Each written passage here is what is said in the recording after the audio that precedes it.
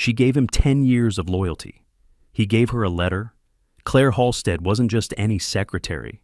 She was the quiet heartbeat behind a billion-dollar empire, showing up before dawn and staying long after everyone left. For 10 years, she carried her boss's secrets, held his schedule together, and never once crossed the line, until one night in Asheville changed everything. The next morning, without explanation, he fired her. No warning, no words, just silence in an envelope. But what he didn't know was that Claire wasn't walking away alone. Now, in a small river town miles from the life she once knew, Claire is building a new future for herself, and for a child he never even knew existed. But when the past comes knocking, can a heart so broken ever learn to open again? Why did he fire her so suddenly? What happened that night in Asheville? And when he finds out the truth, will it be too late? This is a story of heartbreak, resilience, and the quiet strength of a woman who refused to disappear. Like, share, and subscribe to join us, because this story is just beginning. Claire had arrived early, just like every other morning. She always did. It wasn't out of obligation or fear or some misplaced eagerness to please. It was habit, ritual, almost a quiet kind of devotion to the order she built around her. At 7:25 a.m., she stepped through the familiar revolving doors of the Metasphere headquarters in Charleston, South Carolina. The humidity was already settling like a heavy shawl over the city, but inside the marble-floored lobby, the air was crisp and still. She gave a polite nod to Carl, the morning security guard, and offered a faint smile, the kind that said yes. It's early, but we're both here again. She didn't stop to get coffee. She never did. Her first cup would come exactly 8 minutes later, after she'd reviewed Graham's calendar for the day, printed the reports he always wanted in hard copy despite the digital age, and adjusted the thermostat in his office. He hated when the air felt too cold, but that morning, one small, unfamiliar detail broke the rhythm. There, on her desk, sat an envelope, cream-colored, no name, no logo, just waiting. Claire paused. The world didn't. Phones rang faintly down the hallway. The distant hum of the elevator signaled someone from legal was arriving early. But she stood there, her hand still gripping her bag strap, and stared at that envelope like it didn't belong in her day, her desk, or her life. She sat down, gently this time. Her breath shallowed, fingers tightening around the envelope as she finally picked it up. The paper was thick, expensive. Inside, neatly folded on Metasphere letterhead, were just a few sentences clean, cold, unyielding, effective immediately. Your position has been terminated. Your final paycheck and severance are enclosed. We wish you the best. Her eyes didn't move past the second line before the sting of heat rushed to her cheeks. Her throat closed, not from panic, but disbelief. No explanation, no warning. After 10 years, Claire glanced toward the glass wall of Graham Whitaker's office. He was inside, seated, reading something. His brow was set, his posture rigid, jaw clenched just so. He didn't look up. He always looked up. Even when he was exhausted, even when they barely spoke, he'd offer a glance, a silent check-in, as if to say, we're still on the same page. But not today. Today, he didn't so much as flinch. Claire folded the letter and placed it back in the envelope with care that felt absurd. She sat there for another minute, unmoving, as if the seconds might reverse if she held still long enough. But they didn't. Then, slowly, with fingers that only trembled at the edges, she opened her drawer. There wasn't much. A notepad with her shorthand scribbles, a framed photo of her mother, taken just weeks before her final hospital stay, a paperweight Graham had given her 5 Christmases ago, glass, smooth, heavy, etched with the Metasphere logo and a single word, essential. She put it all into her leather tote, layer by layer, as if packing up her identity. She'd spent a decade here, not climbing the ladder, not asking for promotions or praise, just holding everything together, managing every call, smoothing every edge, anticipating every mood, every pivot. She'd filled the spaces between other people's ambition, and now she was being erased. The HR director, a woman Claire barely knew, appeared beside her desk as if on cue. Her face carried that careful, polished sadness HR people wore like a blazer. Claire followed her to Graham's office. The door clicked shut behind them. He stood when they entered. Graham was tall, composed, and dressed in charcoal gray today, his usual uniform. But something about him looked unfinished, like he hadn't slept. Or maybe he had, but poorly. His tie wasn't centered. His cuff was unbuttoned. Claire waited for him to speak. He didn't. The HR woman handed over some forms, spoke softly, a script, surely. Claire nodded in all the right places. She didn't trust herself to speak yet, not until she looked directly at him. And when she did, it hit her. He wasn't just distant. He was detached, as though she'd never been anything more than a role to him, a fixture, replaceable. But she knew better. They both did. Claire looked down at the envelope in her hands, then back at him. Her voice came low and even. She didn't ask why, didn't ask how, just this. Is this really about that night? Graham blinked, barely. His jaw flexed, but still, he said nothing, not a word, not even a nod. That silence so full of things unsaid was louder than any outburst. Claire didn't wait. She turned, thanked the HR rep with a nod that meant nothing, and walked out. Past her desk, past the intern who was already slipping into her seat, not knowing what shadow she was stepping into. Outside the building, the Charleston heat clung tighter than before. The sun had risen, and the city was waking up. Horns blared in the distance. A child laughed somewhere on the street. Life, apparently, went on. Claire reached her car and sat behind the wheel, both hands resting motionless. The letter still sat in her lap, unread beyond the first cruel paragraph. She didn't need the rest, because no matter how many words were typed on that page, the truth had already settled in her bones. And just like that, 10 years of her life were reduced to a single page. Next. But the ending he gave her would become the beginning she never expected. You don't pack a decade into a cardboard box without packing pieces of yourself too. Claire sat alone at her desk for the last time, the city waking outside the windows behind her. The early morning haze of Charleston filtered through the blinds, casting long shadows across her keyboard and the framed photo that had sat quietly by her monitor for years. Her fingers hovered over that frame, now the picture of her mother, cheeks hollow from illness, but smiling, always smiling. Claire had placed it there her first week at Metasphere, back when the grief was still raw, still clawing at her lungs in the quiet moments. That photo had been her anchor, her reason to keep moving forward when forward felt impossible. She lifted it gently and wrapped it in a soft scarf from her drawer. One by one, she began placing things into the box, the bottle of rose perfume she never wore, but always meant to. A leather-bound notebook filled with to-do lists and notes in her own tidy script.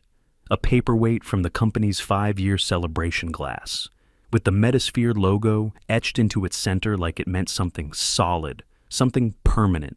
It didn't. At the very bottom of her drawer, she found a slip of folded paper. She recognized it instantly by the handwriting, Graham's, sharp, clean strokes, efficient. It was a note he'd written her years ago after she pulled off a near-impossible conference setup with less than 24 hours' notice. He'd left it on her desk with a cup of black coffee and a single sentence, "You always do the impossible. Thank you." She stared at the note for a long time before placing it gently into the box. That was before he built his walls so high, before his world narrowed to profit margins and cold silences, before Asheville. The word rang through her memory like wind through dry leaves. She hadn't meant to think about that trip again, but it came anyway. It had been a wellness retreat for executives, a quiet place nestled in the Blue Ridge Mountains, full of overpriced green juices and stone meditation gardens. Graham had insisted on attending in person, something the board found curious, and he brought Claire along for logistics. But the truth was, neither of them had talked much about logistics that weekend. What she remembered most wasn't the meetings, or even the long drives between events. It was the way he'd looked at her across the dinner table on the final night. The room lit by warm amber sconces, the mountains silhouetted beyond the windows. There had been a pause in their conversation, a soft, almost sacred stillness, and in that quiet, his eyes had lingered just a moment too long, not with the sharp focus of a boss surveying a task, but with something else. Something that made her heart forget what it was supposed to do. He hadn't said anything then, neither did she, but that night, when their hands brushed in the hallway, and neither of them pulled away, something shifted, not a confession, not a declaration, just a knowing. And now, months later, here she was packing that moment away, too. Claire stood, her box full now, but her heart strangely empty. She took one last look around the office, the shelves she kept organized without being asked, the ficus plant near the window that she watered every Thursday, the digital clock that ran 2 minutes fast because Graham always liked being early. She had made a home out of this desk, not because she loved the job, though, in some ways. She did, but because it gave her something to hold on to when the world felt too wide. After her mother died, she had nothing and no one. Metasphere was stability, structure, a place where she mattered, where she was needed. And she had been needed until she wasn't. She lifted the box and walked slowly through the office, past familiar faces who now avoided eye contact, conversations that fell into whispers as she passed. No one stopped her, no one offered to help. Maybe they didn't know what to say, or maybe they'd already been told not to say anything at all. The elevator felt colder than usual. She stared at the digital display above the doors as the floors ticked downward, each one carrying her further away from a life she'd built with quiet dedication. On the ground floor, she paused by the lobby window. Outside, the streets were alive now, cars weaving through intersections, tourists pointing at maps, the sweet scent of magnolia trees mixing with city fumes. It was a normal morning. For everyone else, she walked out into it without fanfare. No tears, no dramatic exits, just a woman carrying a box that held 10 years of invisible effort. But Claire wasn't just carrying old belongings. She was carrying a question, heavy and unspoken. Was it because of that night? Because she had broken the unspoken rule? Because she had allowed herself for just one brief, human moment to hope? She didn't know. Graham hadn't answered. His silence had said everything and nothing all at once. She placed the box in her car, closed the door with careful finality, and sat in the driver's seat without starting the engine. The sun warmed the leather beneath her, the air still and thick with everything she wouldn't say. In that moment, Claire realized she hadn't just been fired from a job. She'd been removed from a space she'd occupied in someone else's life, like a picture taken down when the frame is no longer needed. She rested her forehead against the steering wheel. She didn't cry, not yet, but she knew something had broken. Quietly, permanently. The only sound was the river outside her window and the quiet ache that wouldn't leave her chest. Claire hadn't planned on coming to Waynesboro. It wasn't on her route, wasn't part of any escape strategy. But after 3 hours on the interstate, somewhere between the final glance at Charleston's skyline and the moment her stomach finally settled, she took the exit like muscle memory, a turn she hadn't made in over 20 years.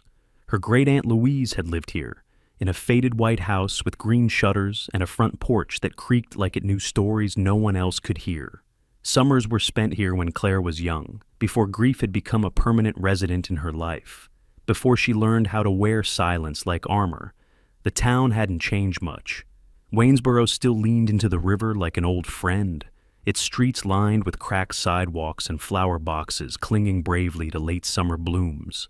There was only one pharmacy, one diner, one bridge that spanned the water and led nowhere in particular. Claire found a small apartment above what used to be a quilt shop. The for rent sign was faded, nearly illegible, but the landlord, an elderly man named Mr. Holloway didn't ask many questions. He handed her the key with a shrug and a mumbled quiet place for quiet people. That suited her just fine. The apartment was modest, one bedroom, a narrow kitchen, and a window overlooking the river bend. The floors creaked and the radiator groaned, but Claire didn't mind. There was something sacred about the slowness here, something she hadn't known she'd needed.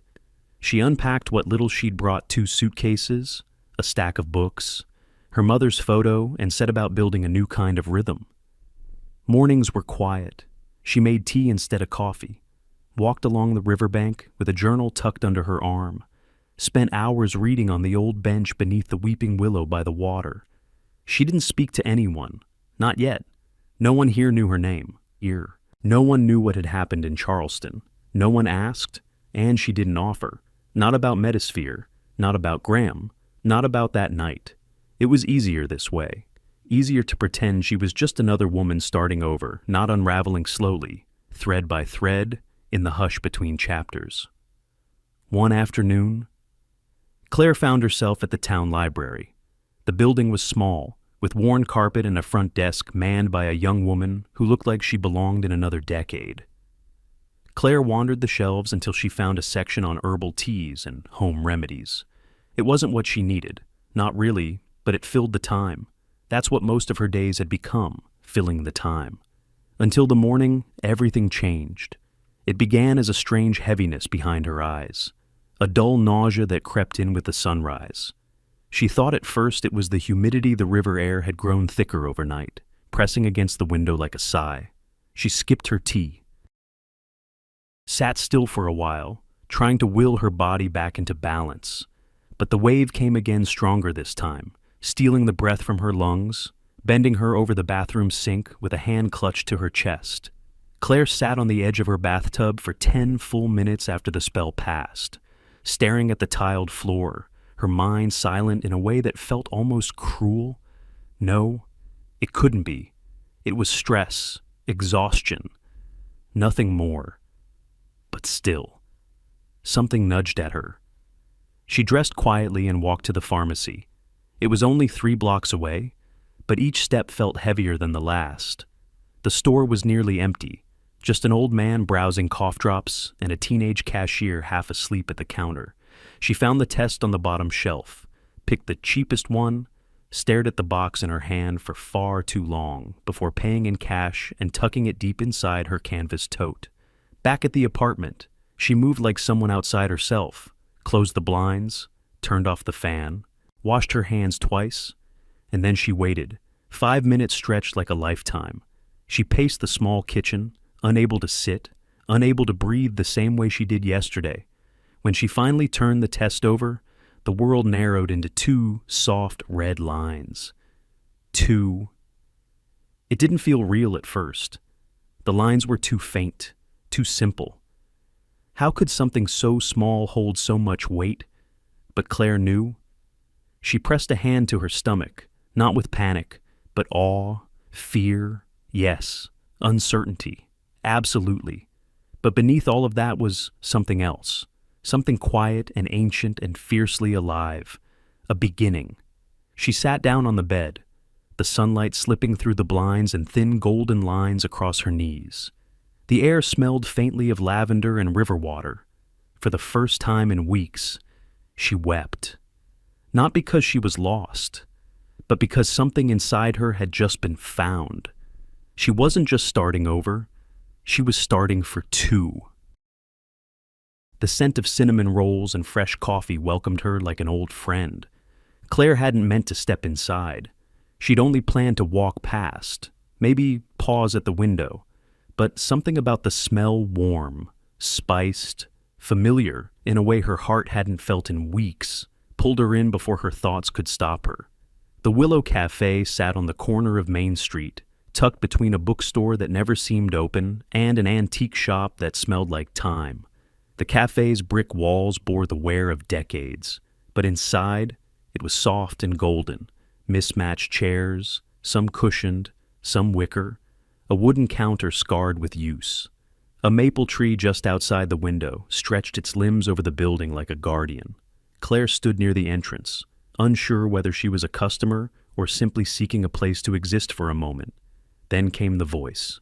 "You here for the coffee or the company?" It came from behind the counter. A woman with steel-gray curls pulled into a low knot, sleeves rolled, apron flour-dusted. She looked about 60, with the kind of eyes that saw too much but judged very little. Claire blinked. "Maybe both." She answered quietly. The woman smiled, then grabbed a stool. "Ivy makes sure no one leaves empty." That was her Ivy. Owner, baker, barista, and, as Claire would later learn, something much more valuable in this town, a keeper of stories, a safe harbor. Over the next few days, Claire returned, at first just to sit, a muffin, a cup of tea, a quiet corner by the window. She brought a book once, but never turned a page. Mostly, she watched.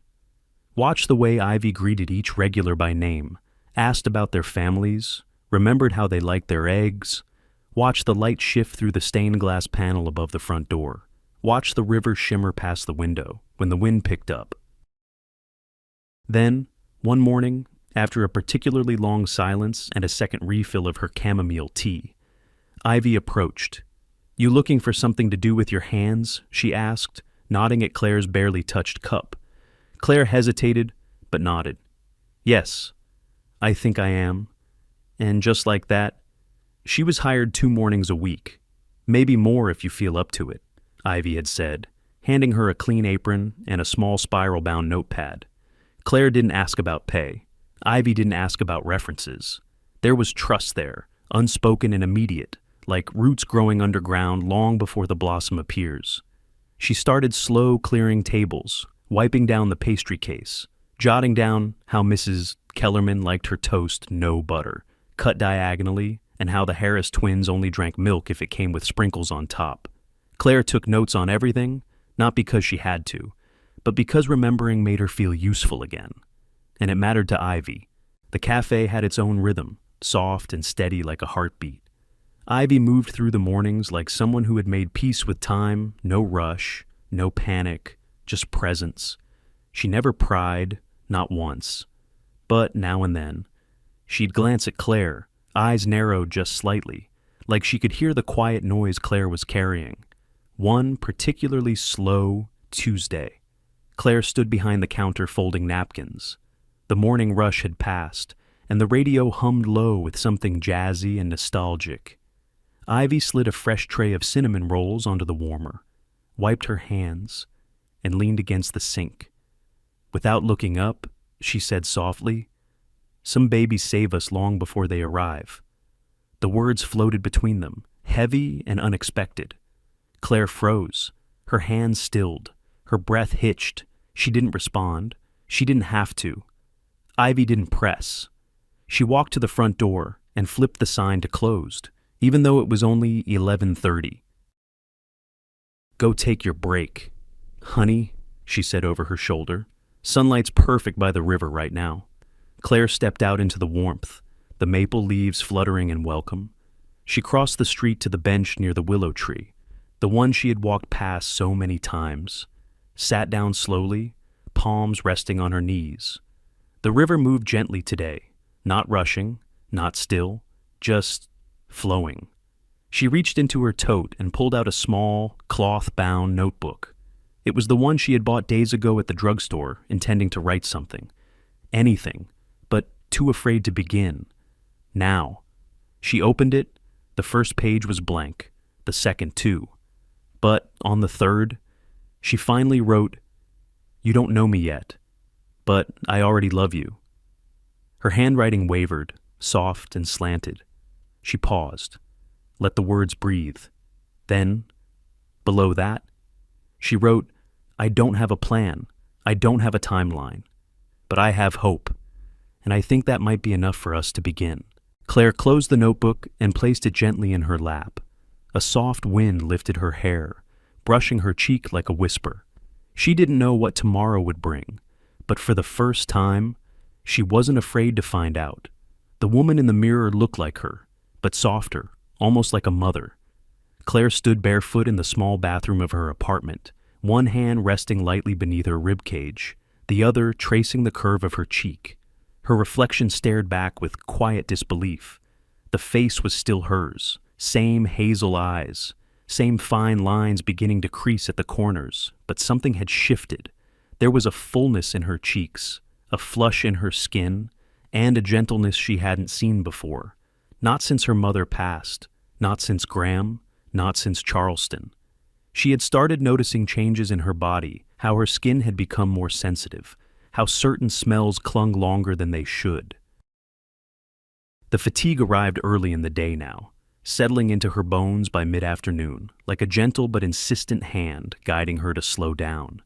Some mornings, the nausea would visit like an old acquaintance brief, unannounced and oddly reassuring in its constancy. Still, nothing prepared her for the moment she first heard the heartbeat. It happened in the quietest of rooms, the small clinic tucked behind the pharmacy on Maple Street. The nurse, kind and discreet, had placed the Doppler on her belly without much ceremony. Claire had been holding her breath without knowing it.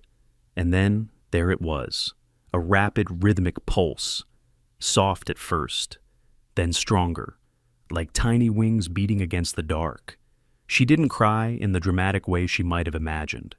There was no gasp, no trembling hands, no cinematic music playing in her head, just stillness. And then tears she hadn't felt coming, slipping down her cheeks in complete silence.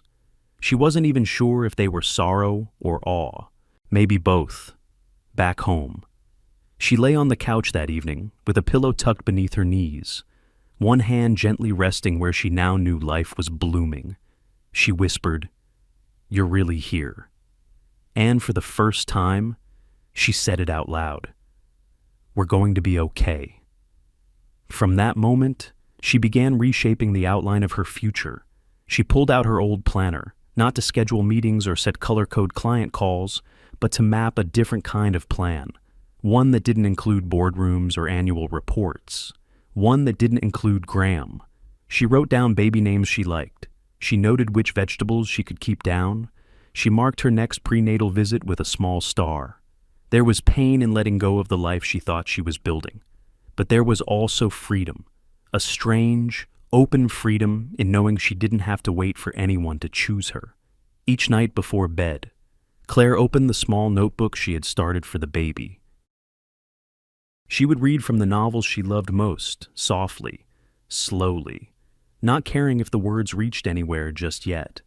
It was a ritual, a tether to something bigger than herself. Sometimes, Ivy would sit with her after closing the cafe. They didn't talk about much, just shared space, shared tea, shared silence. One night, as they folded dish towels and listened to the wind through the maple leaves outside, Ivy had said, "You seem lighter lately." Claire smiled. "I think I am." Then, after a pause, she added, "I don't really have anyone. Not in the way people usually mean it." Ivy didn't flinch, just looked at her gently, eyes soft beneath her silver curls. "Well," she said, "you've got me. And sometimes, one steady person is all it takes." Claire said nothing, but something in her heart unclenched. Later that week, she stayed after hours to help Ivy clean. The cafe smelled of fresh lemon soap and cinnamon. The chairs stacked, the cash drawer counted. Claire stood near the front window, adjusting a crooked open sign that had been slightly off for days. It was then she saw him, across the street, standing still, watching. He wasn't moving, just there, beneath the dim lamplight, hands in his coat pockets. His hair was slightly longer than she remembered, shoulders a little more hunched. She couldn't see his eyes, but the shape, the way he stood, the tilt of his head, it was too familiar, too precise. Graham. Her body stiffened. She stepped back, heart hammering loud in her chest, louder than the ticking clock above the espresso machine. It couldn't be. Not here, not now. But he didn't cross the street. He didn't wave. He didn't even shift his weight. Just stood there, like a ghost uncertain whether to haunt or vanish. Claire ducked behind the curtain that separated the front window from the kitchen. Her breath came shallow, her hand instinctively moving to the place just below her belly. What would she even say if he came inside? What part of herself would speak first, the woman who loved him once, or the one he had left behind without a word? No, she wasn't ready. Not yet. She stayed there, behind the curtain, heart pounding, eyes squeezed shut. The street remained quiet. When she finally peeked again, the sidewalk was empty. He was gone. Or maybe he'd never been there at all. But something inside her had shifted again. The safety she'd built, the new rhythm, the soft hope blooming in her chest. It felt suddenly fragile, as if the past, no matter how far she'd run, still knew her name. In the quiet of his office, Graham sat with a pen in hand and guilt he couldn't name. The building was nearly empty. Most of the Metasphere staff had gone home hours ago, their footsteps long faded from the marble floors. Outside, Charleston blinked in amber streetlight and coastal haze. But inside, the only sound was the soft scratch of pen on paper and the muted hum of the air conditioning system that never fully turned off. Graham Whitaker was no stranger to silence. Since his wife passed, silence had become a kind of partner, unforgiving, patient, ever present. But lately, it had begun to press in from the edges. Not peaceful, not meditative, claustrophobic. He stared down at the page on his desk. His handwriting looked foreign to him, neat, but uncertain, like it belonged to someone trying too hard to keep his hands from shaking. "Claire, there are things I should have said when you were still close enough to hear them." He paused. What was the point? He'd written versions of this letter dozens of times since she left. Not one had been sent. They sat in the bottom drawer of his desk, folded neatly, unsigned, some scrawled in anger, others in regret, most in the middle wandering, rambling, aching. After he let her go, he told himself it was for the best. That he'd overstepped, that she'd crossed a line, that they had blurred something that should have stayed sharp, that professionalism had to come first. But none of those things helped him sleep. And lately, sleep was a stranger too. Every night, he saw her face not angry, not even sad, just still. That quiet kind of disappointment that spoke louder than any outburst. He remembered the way she folded the letter before she left. Not with resentment, with dignity. God, the dignity of her. He leaned back in his chair, pressed the heel of his hand to his forehead. The office lights flickered briefly before settling into their usual dim glow. The city buzzed somewhere far below, but up here, he was alone with memories. A knock came at the doorframe. He looked up, startled. It was Hannah, one of his longtime assistants. She held a folder in her arms and an apologetic smile on her face.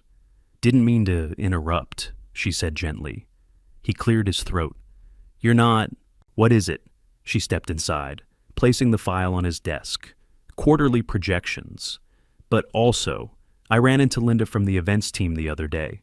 Graham nodded absently, but something about her tone made him glance up. "She mentioned Claire," Hannah added carefully. That name still felt like a dropped glass. "Oh," he asked, trying too hard to sound unaffected. "Yeah, just in passing. Said she thought Claire might be living near Waynesboro." A pause. "Cute little river town," she said. "Quiet." Graham said nothing. His fingers moved slightly against the pen, like it had burned him. She looked, well, according to Linda. Hannah continued, "Peaceful. Peaceful." It was the one thing he hadn't been since she left. After she exited, Graham sat still for several minutes. Then, wordlessly, he opened the bottom drawer of his desk and pulled out a small, discreet business card. D. Carson, Private Investigations. Discretion guaranteed. He didn't know what he was looking for. But he knew he couldn't keep doing nothing. 2 days later, Carson came to him with a manila envelope and a raised eyebrow. "Didn't take long," he said. "Small towns are good like that. People talk." Graham nodded once and took the file. He waited until the door shut behind the man before opening it. Inside were a few notes addressed. Routine, where she worked. But what stopped his breath was the photograph. Claire. Standing just outside a small cafe. The Willow, the sign said.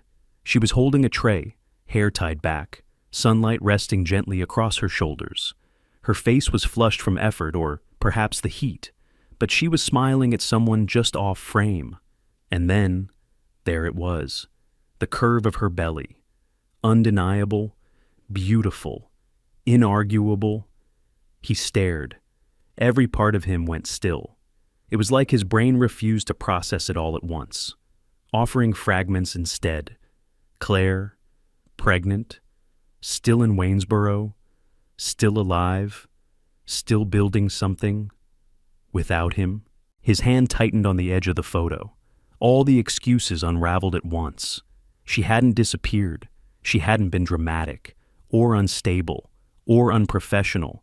She had been honest, brave, human, and she had walked away because he gave her no choice. He had pushed her out when she needed safety, silenced her when she needed to be heard, dismissed her when she was at her most vulnerable. Now, he saw it for what it was. Not professionalism, not leadership, cowardice. He leaned back in his chair again, this time not to rest, but to breathe. Time had been his shield, silence, his comfort. But now he had neither, not anymore.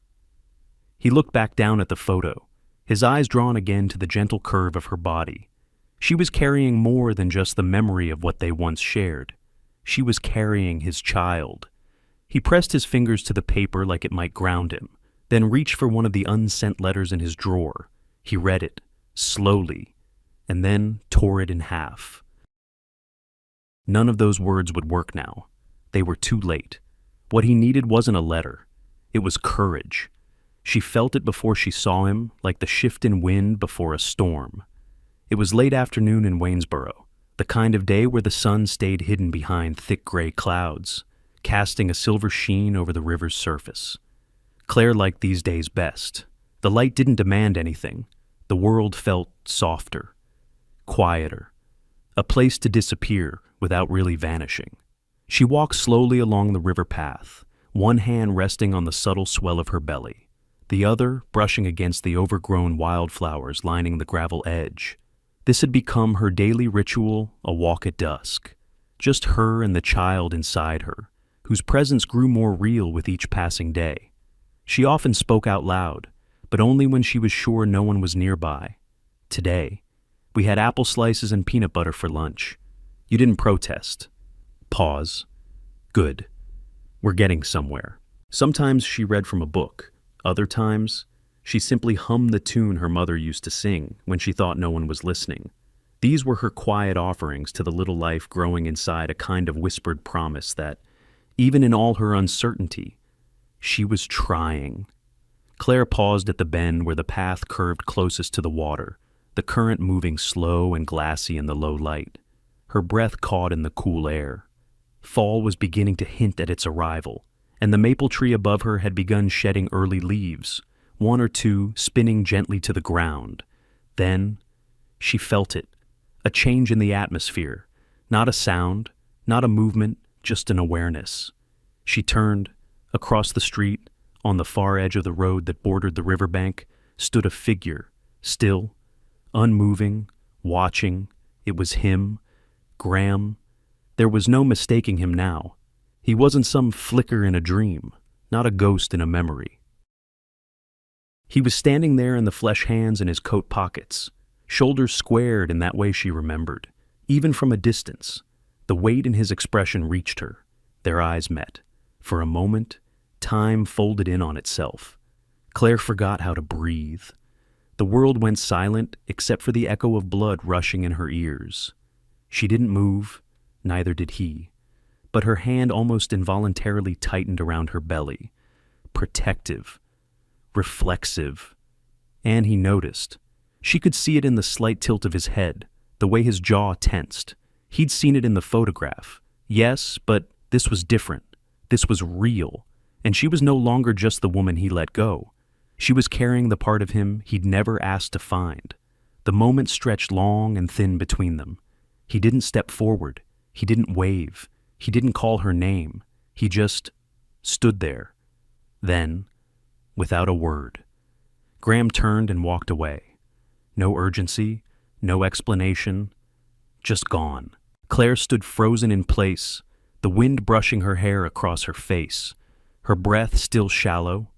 Every wall she had built in the past few months, every quiet defense, every small comfort shivered beneath the weight of his presence. He had found her. He knew. He had looked into her life from the outside, and now he was here. Why now? She sat on the wooden bench beneath the willow tree, the same bench where she'd once written to the baby. She didn't cry, but her hands trembled slightly in her lap, the way they had when she first saw the test. Everything she had prepared for suddenly felt unfinished. He had always been composed, even in conflict, even in grief. But that look in his eyes today, it wasn't control. It was bare and terrifying. She walked home slowly, the clouds hanging low above her, pressing against the evening light. The cafe lights were off when she passed the willow. Ivy must have closed early, Claire thought, just briefly, of going in.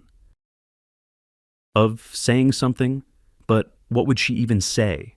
Back in her apartment, the air felt too still. She made tea, then didn't drink it. She opened a book, then closed it again. Every room echoed differently now, like it had absorbed the moment and wouldn't let her forget. Later that night, she lay in bed staring at the ceiling fan as it spun in slow, rhythmic circles. The soft hum usually lulled her to sleep. Not tonight. Not with that image carved into her mind, Graham standing by the river. Not reaching for her, but not running either. She thought of all the ways this could unravel, all the pain that could surface again, all the pieces she had stitched back together, now trembling along their seams. Maybe he had changed, maybe he hadn't, but none of that mattered yet, because he had seen her, and she had seen him, and whatever story had been frozen between them was no longer standing still. Claire didn't sleep that night. She stared at the ceiling, counting the ways this could fall apart all over again. They met again by chance, or maybe fate had run out of patience. The river moved like a breath beside the park, steady and slow under the weight of a gray sky. It was the kind of afternoon that held its own silence thick, almost sacred. Claire had come to the bench without thinking. It was her usual spot now, the one carved beneath the old willow where the wind always knew how to hush her thoughts. She sat with her hands folded gently over her belly, a scarf wrapped snug around her shoulders. She hadn't slept well the night before. Her thoughts had churned long past midnight, circling Graham's face, his stillness, that unspoken question in his eyes. Now. She stared ahead, eyes following the river's curl around the far bend, not expecting company. But she felt it again, that shift, that almost imperceptible tension in the air, like how the temperature dips right before it rains. She turned slightly and there he was. Graham. Not across the street this time. Not from afar. He was there. Walking slowly down the path, hands in his coat pockets, gaze lowered as though unsure of where to look. She felt her heart knock against her chest, not from love, not from longing, from the simple raw weight of seeing him again. He approached the bench but didn't speak. For a moment, it seemed he might turn around. Then without asking, he sat, not too close. A careful gap remained between them. The bench was old, worn at the edges. She could feel the way the wood bowed slightly beneath their weight, how the wind curled between them like a third presence. The silence stretched. Claire didn't feel it, neither did he.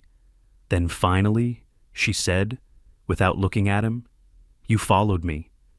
Graham exhaled, slow. "I did."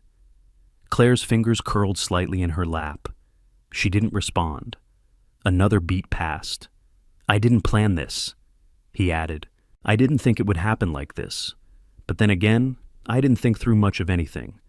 Did I?" She turned to him, just slightly. Her voice was low, flat. "What do you want?" "Graham." It wasn't bitter. It wasn't angry. It was worse than that. It was tired, measured, as if she had already asked herself the same thing and found no satisfying answer.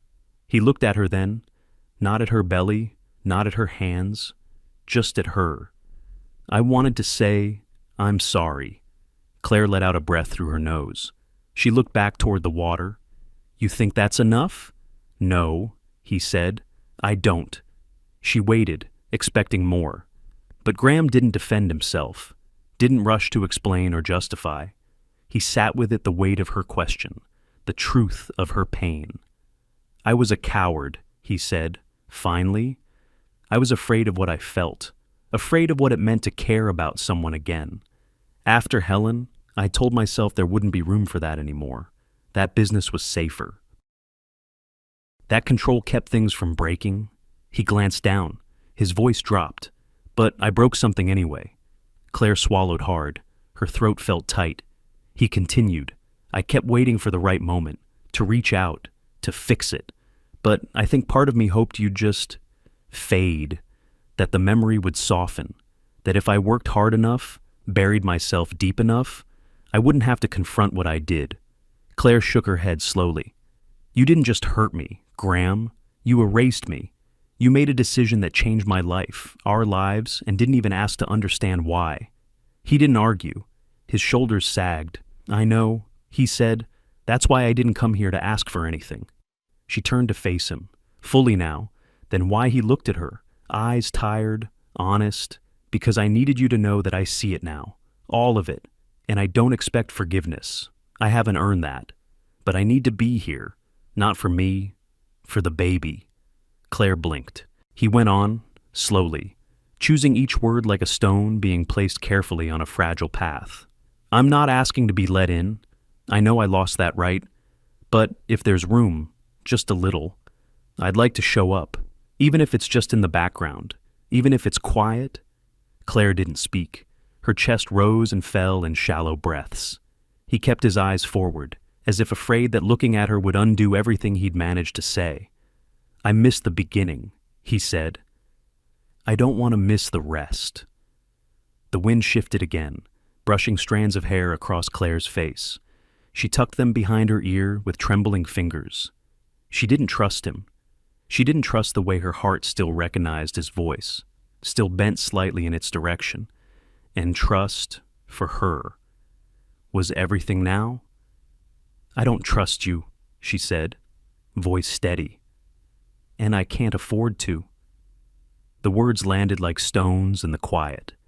Graham nodded once. He didn't flinch. "I understand." The river continued its slow winding behind them. Children laughed faintly in the distance. Somewhere, a dog barked, then silence again. They sat like that for a while longer, two people who once stood too close, now learning the weight of space. Then Claire stood. Her hand went again to her belly, protective, thoughtful. She didn't say yes, but she didn't say no either. He didn't knock. He just sat in his car, watching the porch light flicker like it was waiting too. It had become a ritual now.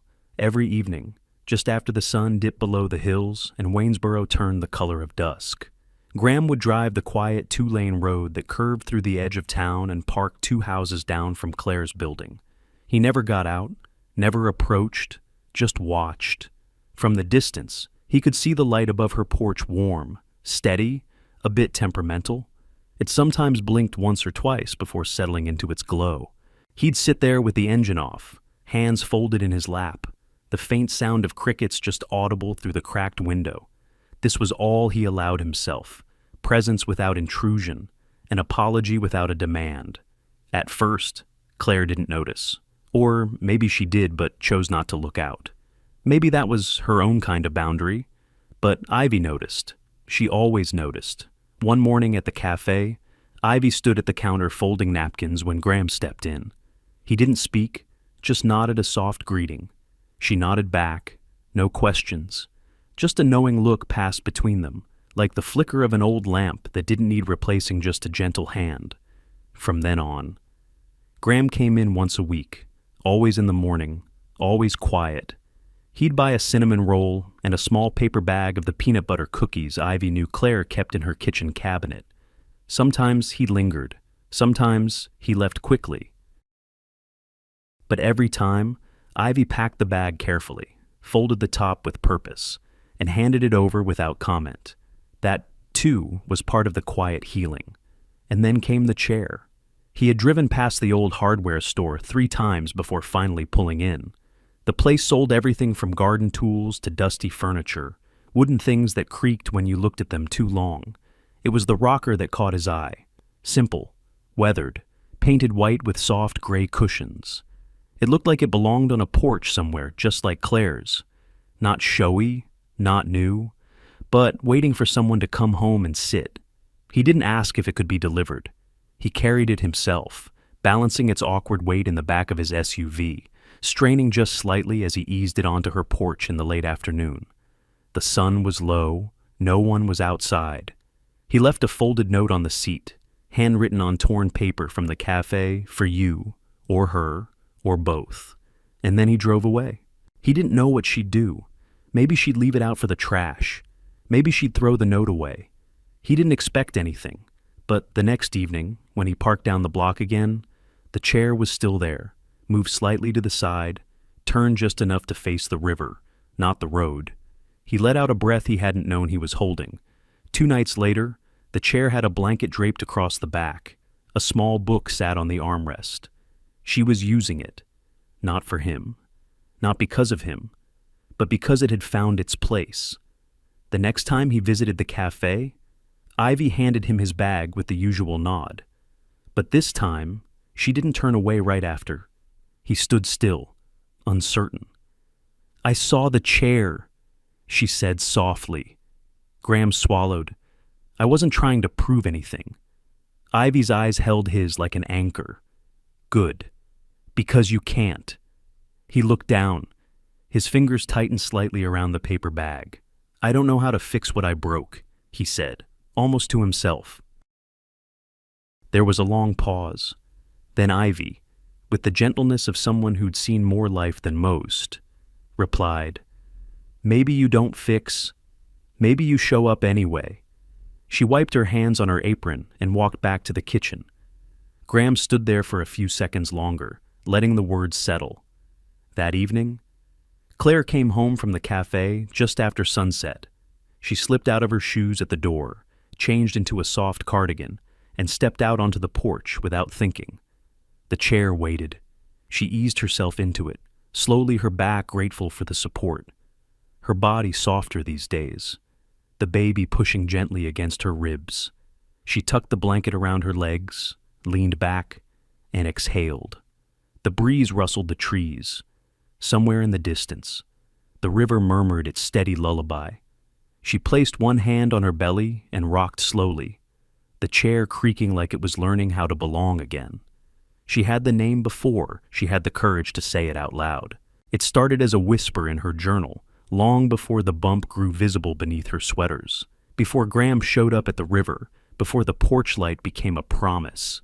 She kept a small notebook tucked in the nightstand drawer, soft leather cover, pages dog-eared and smudged with ink. In it, she wrote down pieces of her days, what she ate, what she feared, what she wished the baby would one day know, and always, she returned to the same question: what name would carry her child forward? Some evenings, she sat by the window, watching the wind comb through the trees, a cup of chamomile cooling beside her. She'd read through baby name books, circle and cross out, then start again. Some names were too delicate, others too heavy. Nothing ever felt just right. Until one night, without ceremony, it came to her. Ella. 3 simple letters that filled the room like a candle lit in stillness. Her mother's name. She had tucked it away for years, too sacred to speak aloud, too painful to wear close to the skin. But now it felt like a return, a quiet homage, a bridge between what had been lost and what was still to come. Ella, soft, strong, familiar like the scent of old books and vanilla tea. Claire wrote it down in the middle of a clean page. Beneath it, one word: hope. because that's what had carried her through every unsteady morning, every moment she thought she couldn't do this alone. Hope had moved her feet to Waynesboro. Hope had taught her to walk again. Ella Hope Halstead. She said it aloud once, just to the walls. Just to be sure. Her voice trembled, not with uncertainty, but with reverence. And the baby, as if answering, gave the slightest flutter beneath her ribs. She didn't tell anyone. Not yet, not Ivy, not even herself in the mirror. Some truths needed to steep slowly before they could be poured. It wasn't until the last Sunday of September that she saw Graham again. Not on the porch, not from a distance, but beside her. They had fallen into a tentative rhythm, passing each other in public spaces, exchanging nods, sometimes a good morning at the cafe. Never forced, never invasive, just present. That day. The weather had turned unusually warm for fall. Claire had walked down to the river for some air, her steps slower now, her back beginning to ache in the evenings. She found a shaded path just beyond the main bench, under a patch of birch trees. To her surprise, Graham was already there, book in hand, seated quietly on a different bench, looking out at the water. He looked up, nodded. She hesitated, then sat across from him on the low stone wall edging the path. For a few minutes, they didn't speak. The air was too gentle, the silence too delicate. Then, without preamble, Claire said, "I've picked a name." Graham blinked, closed the book slowly. "Yeah." She nodded. "Ella." He smiled faintly. "That's beautiful." "She was my mother." His expression softened further. "I remember you mentioning her once." There was a pause. She looked down at her hands resting on her belly. "And her middle name is Hope," she added. Graham's voice was low. "Fitting." Claire nodded again, but didn't smile. Then came the moment she knew would land heavier than the rest. Her last name will be Halstead. Graham didn't flinch, but his lips pressed together slightly. His eyes searched hers, not in anger, not in protest, just with quiet understanding. He asked, gently, not Blake. Claire met his gaze. "Blake is something you have to earn," she said, "not assume." She didn't say it to wound him. She said it because it was true. Because names weren't just letters on paper. They were stories. And Claire was still deciding how much of her story would include him. Graham took a breath, then nodded, slowly, thoughtfully. "She'll earn her own name," he said. "I'll earn mine." The river moved behind them, slow and unbothered, like it had heard harder things before and survived them all. Claire looked at him for a long moment. No tears, no tension, just the first glimpse of something new. Space, perhaps, or possibility. Later that night, Claire sat in the rocking chair Graham had given her. A light breeze moved through the screen door. The baby shifted gently beneath her ribs, a rhythm she had come to know like her own breath. She opened her notebook again and turned to the page where she'd written the name. This time, she underlined it, Ella Hope Halstead. She traced each letter slowly, then wrote beneath it, "You are not born into perfection. You are born into love, and we grow from there." She didn't know what kind of father Graham would become, but she knew what kind of mother she would be, one who protected, one who remembered, one who forgave without forgetting. And maybe that would be enough. For the first time, Claire believed maybe he really meant it. Rain tapped the windows like fingers searching for comfort. It had started just after sunset. First a drizzle, then a steady pour. By nightfall, the skies opened fully, and the little town of Waynesboro became a cradle for thunder and soft flashes of lightning that danced along the horizon. Claire had always loved storms. They reminded her of her mother's voice, strong, unshaken, something that rumbled before it soothed. But that night, as she stood in the kitchen making tea, she doubled over. A slow, sharp pressure bloomed in her lower back, not unfamiliar, but deeper than before. Different. She held the edge of the counter, breathing slow. It passed. Then came another. Her hand went to her belly, as if asking permission. "Not yet," she whispered. "We're not ready." But babies rarely ask permission. They arrive on their own tides. She called Ivy. By the time Ivy arrived soaked in rain, cheeks flushed, Claire was on the couch, pale and gripping the pillow with both hands. "You need a hospital," Ivy said, already pulling out her phone. "No," Claire breathed. "It's too soon. Exactly why we're not waiting." Ivy's voice was calm, but firm, like a rope in rushing water. As the ambulance sirens pierced the sound of rain, Claire clutched her overnight bag. Her contractions were close now, too close. Her body trembled from both pain and the speed at which the world had tilted. Ivy climbed into the ambulance beside her, squeezing her hand. "You've got this, sweetheart. I'm right here." As the doors closed, Ivy's other hand moved quickly over her phone. "Graham!" He had just turned off the highway, his car moving carefully through sheets of rain when the call came in. "Ivy!" His voice broke with worry. "She's on her way to the hospital. It's happening. I'm coming. No time to hesitate. Graham, this is it." And he didn't. When Claire arrived, the nurses moved quickly, monitoring, whispering, adjusting. The storm had cut power briefly in parts of the hospital earlier, and the backup lights still hummed. The halls glowed dimly, like the inside of a dream. Her room was small but quiet, clean white sheets, a steady beeping monitor, and the low hum of thunder beyond the window. She lay back, one arm over her eyes, teeth clenched. Time no longer moved in minutes, but in waves of pain, of breath, of surrender. And then, a voice, low, familiar, "Claire." She opened her eyes. Graham stood in the doorway, soaked through, shirt clinging to him, hair flattened by rain. But his face was open, raw. He didn't step forward. He waited. The pain came again. She turned her head and groaned, body curling. A nurse reached for her hand, but Claire shook her head. "Let him." Graham stepped forward and took her hand. It was warm, solid. She didn't look at him, but she didn't pull away either. Minutes turned to hours. The rain never stopped. Claire cried only once, not from pain, but from fear. At the moment when she thought she couldn't go further, when her body betrayed her with exhaustion, and her breathing turned frantic. "I can't," she whispered. "I can't do this." Graham bent close, his forehead almost touching hers. His voice was barely audible over the storm outside. "You already are." She clenched his hand so tightly he thought his fingers might bruise, but he didn't let go. Then a gasp, a cry, not Claire's, tiny, sharp, full of protest and life. The sound cracked open the world. The room exhaled. The nurses moved like gentle tides around them. One laid a small, swaddled form against Claire's chest.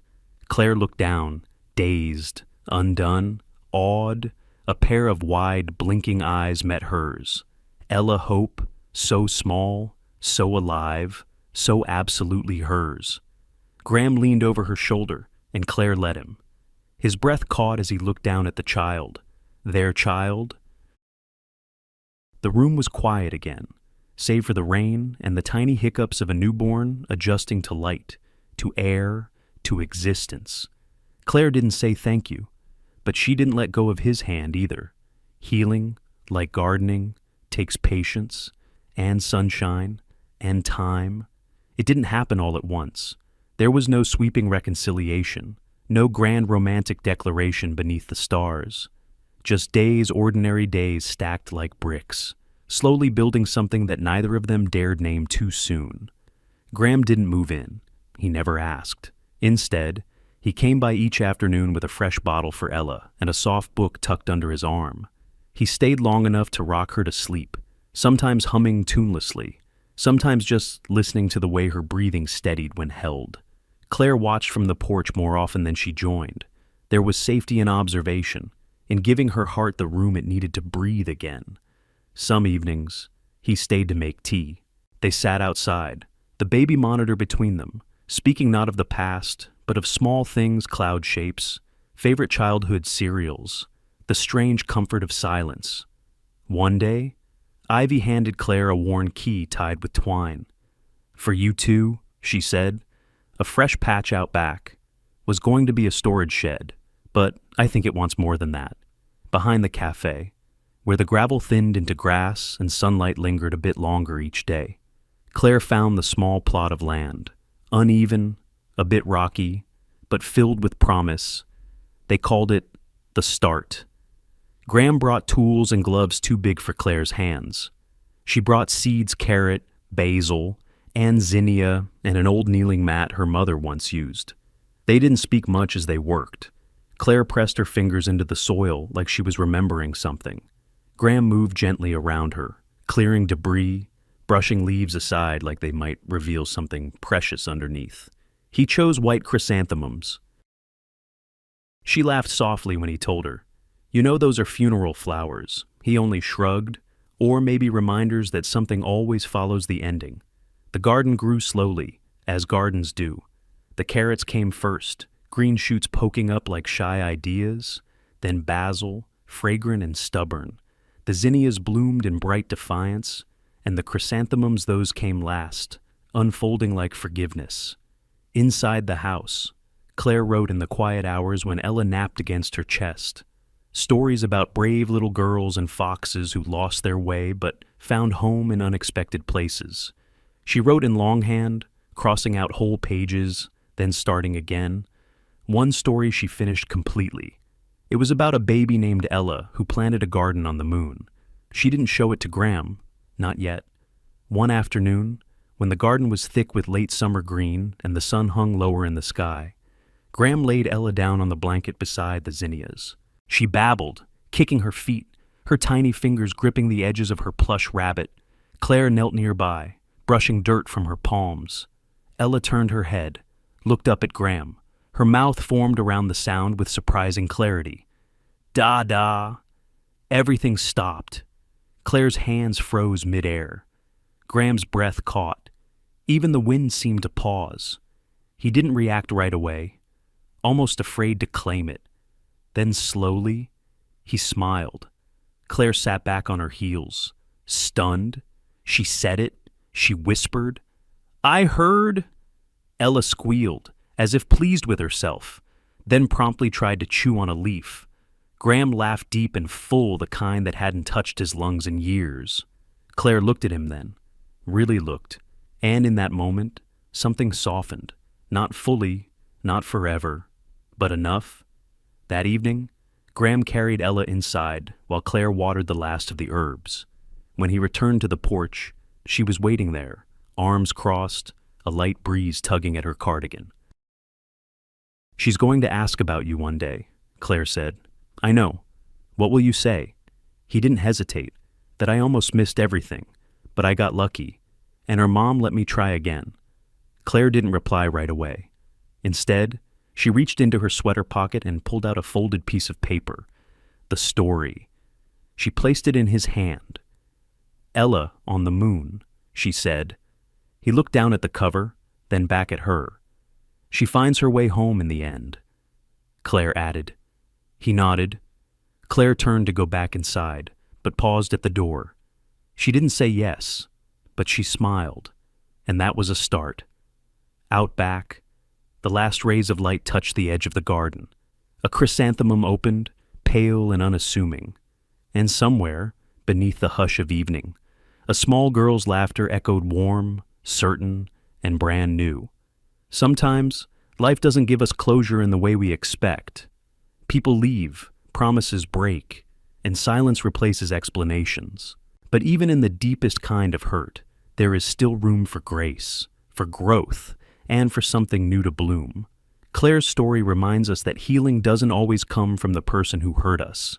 It often begins when we decide we are worthy of something better, even if we have to build it from scratch. She didn't wait to be rescued. She chose to start again. And in doing so, she found strength she never knew she had. Forgiveness, too, is not about forgetting. It's about choosing peace over bitterness. Graham's journey was not about asking for love, but about showing up for it, day after day. This story is not just about motherhood or romance, or second chances. It's about quiet courage, the kind that grows slowly like a garden and teaches us that even after all we've lost, we are still capable of creating something beautiful. Because in the end, love isn't a grand gesture. It's a presence, a choice, a seed we tend, one day at a time. Thank you for spending your time with us and walking alongside Claire's journey.